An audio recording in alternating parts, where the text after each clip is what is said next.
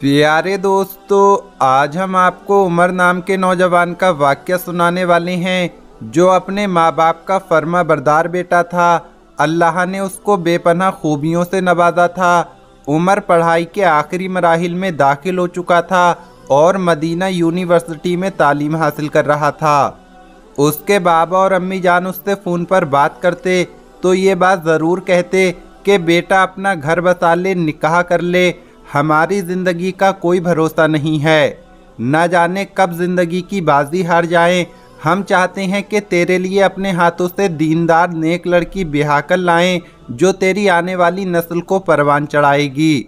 उमर जो निहायत अदब से वालिदैन की नसीहतों को सुन रहा था, आखिरकार उसने हाँ कर दी और निकाह के लिए मान गया और कहा कि मैं सिर्फ 2 हफ्ते की छुट्टी के लिए आ सकता हूँ। बाप ने कहा, उमर बेटा, एक बहुत अच्छा रिश्ता है, मेरे बहुत करीबी दोस्त की भांजी है, तुम्हारी माँ उस लड़की से मिल चुकी है, बहुत ही उम्दा अखलाक आला सिफात की मालिक है, तेरे लिए बेहतरीन जीवन साथी साबित होगी। ये सुनने के बाद उमर का दिल कुछ देर के लिए ख्यालों की दुनिया में चला गया। थोड़ी देर खामोश रहने के बाद उमर ने कहा, ठीक है बाबा जान, जो आपको अच्छा लगता है वो करें। आपने हमेशा मेरी बेहतरीन रहनुमाई की है और मुझे आपकी पसंद पर कोई एतराज़ नहीं है। बाप ने कहा, बेटा, अल्लाह तुझे दीन और दुनिया में कामयाब करे। ये ले मेरे बच्चे, माँ से बात कर। माँ हाथ में फ़ोन लेकर अपने बेटे को दुआएं देने लगी। दुआ के बाद माँ ने कहा, मेरी जान, तू जुमेरात को आ रहा है तो क्या हम तेरा निकाह जुमे की नमाज के बाद तय कर लें? क्योंकि मेरे लाल, तू इधर ज़्यादा दिनों के लिए नहीं होगा तो हम चाहते हैं कि तू अपनी दुल्हन के साथ भी कुछ वक्त गुजारे। लेकिन मेरे बच्चे, तूने अभी तक जुलेखा को देखा नहीं है। तो उमर बोला, जी अम्मी, मैंने जुलेखा को नहीं देखा है, मगर आपने तो देखा है। मेरी तरफ से आप दोनों को मुकम्मल इख्तियार है, आप जो चाहें फैसला करें। तो दोस्तों, उसके बाद क्या हुआ? जब शादी के बाद उमर ने उस लड़की को पहली बार देखा तो वो लड़की देखने में सांवली थी, उसका रंग थोड़ा काला था। उसके बाद उमर ने क्या किया, चलिए आपको बताते हैं। लेकिन आगे बढ़ने से पहले अगर आपने इस वीडियो को लाइक नहीं किया है तो इसे लाइक करें। अगर आपने अभी तक हमारे यूट्यूब चैनल को सब्सक्राइब नहीं किया है तो चैनल को सब्सक्राइब करके बेल आइकन भी दबा दें। दोस्तों, उमर ने अपनी होने वाली बीवी यानी जुलेखा को अभी तक नहीं देखा था, लेकिन फिर भी दिल उसके बारे में सोचने पर मजबूर कर रहा था।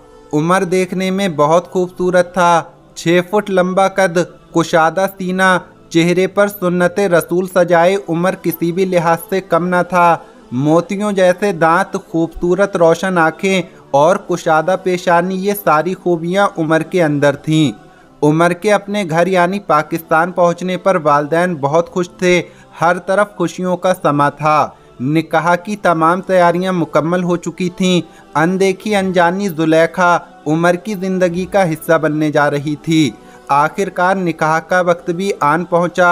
लोगों के चेहरे पर खुशियां थीं। छुआरे और मिठाइयों का दौर दौरा चल रहा था। निकाह के बाद ये तय पाया गया कि रुखसती असर की नमाज के बाद होगी इंशाअल्लाह। असर के बाद रुखसती की रस्म शुरू की गई। जुलेखा को अम्मी ने अपने साथ पीछे सीट पर बिठाया। बाबा जान ने ड्राइविंग सीट को संभाला और फिर उमर अगली सीट पर बाबा जान के साथ बैठ गया।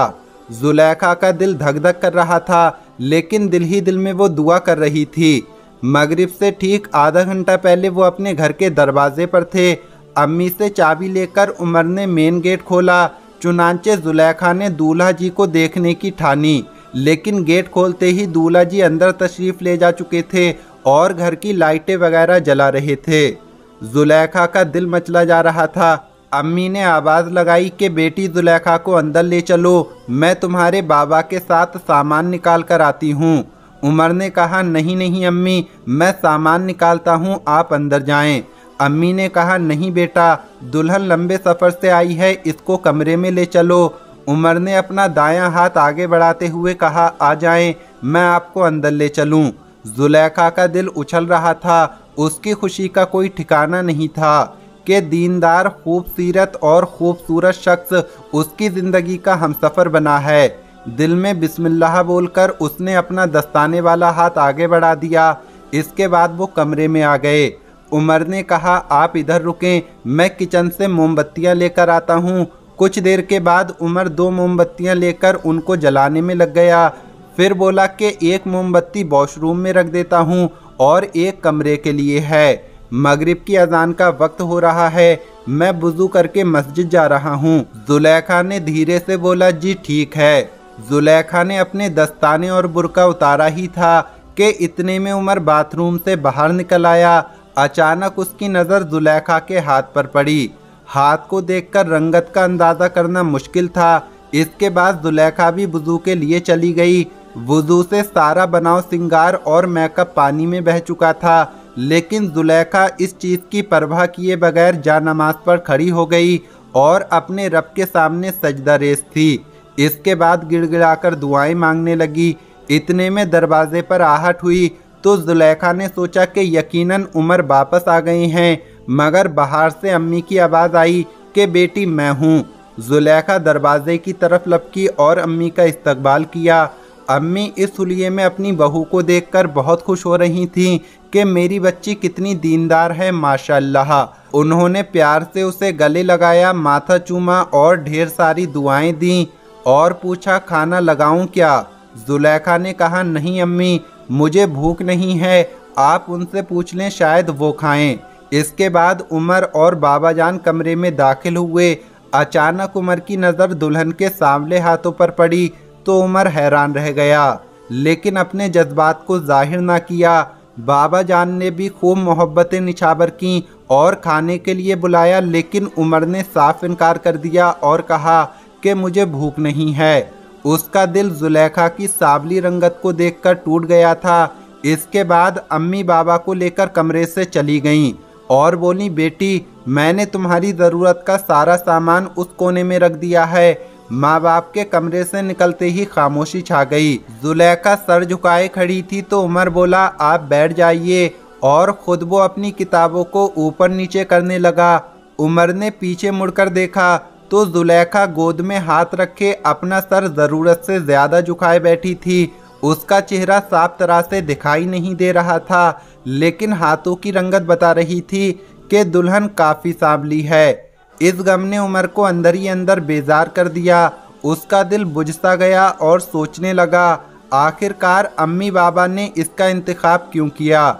मेरा और इसका भला क्या जोड़ है? वो खुद ही दिल में सवाल और जवाब किए जा रहा था। उमर का दिल टूट चुका था। उसको अपने वालिदैन से ऐसे इंतखाब की बिल्कुल उम्मीद ना थी। उमर दिल ही दिल में ना जाने क्या क्या सोच रहा था और बहुत उदास भी था। इसके बाद उमर उठा और कमरे से बाहर चला गया। दूसरे कमरे में आकर उसने दरवाज़ा बंद कर लिया। कमरे के चक्कर लगाने लगा, रोने लगा कि अब वो क्या करे। वो अपने आप को बेबस पा रहा था कि बाबा को क्या कहे, अम्मा को क्या कहे और इस लड़की के साथ कैसे निभा करे।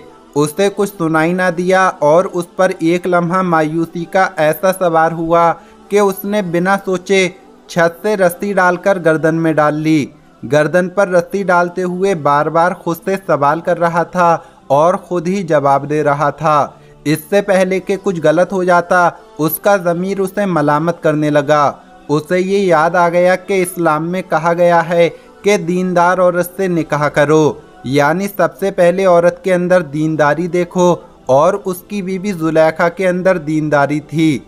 दोस्तों, इतनी सोच का आना था कि वो खुद पर मलामत करने लगा, अल्लाह के हुजूर गिड़गिड़ाकर माफ़िया मांगने लगा और सोचने लगा, जो अल्लाह का फ़ैसला है मैं उसी पर राज़ी हूँ।